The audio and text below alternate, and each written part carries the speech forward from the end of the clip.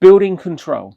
Right, now building control is not Clerk of Works. The amount of times in a week that I go and see a job, I'm doing a survey on something, and the customers, and I say, look, that's wrong because that hasn't been put in. And they look at me and they go, it can't be wrong. Building control signed it off.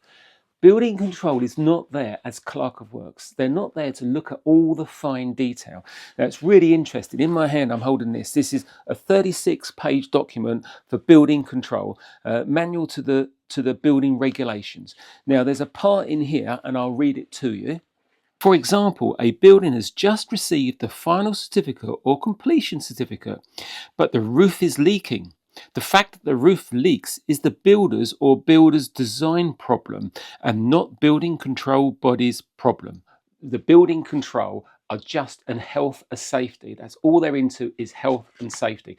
They're coming along, they're looking at foundations, they're making sure that the foundations are deep enough so that the building doesn't collapse. They're looking at the RSJs or the beams that are put in and making sure that they're the correct size, things like that, etc.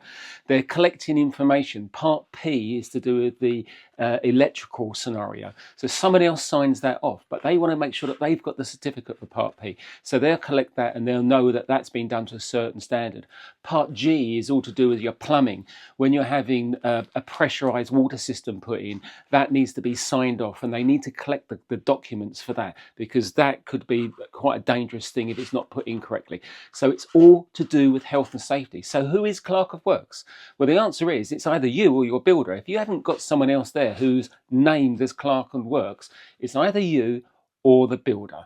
And it's really interesting because apart from this document, if we move over to this document, which is Building and Buildings England, and this is the building regulations, etc. This is a document number 911. I'll show it on the screen, right?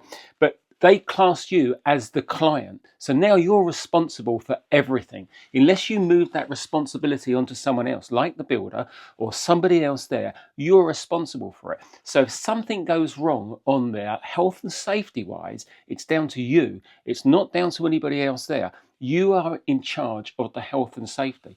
And this is the whole point, is that this is called building regulations. Okay, and everybody thinks, I pick up the phone all the time.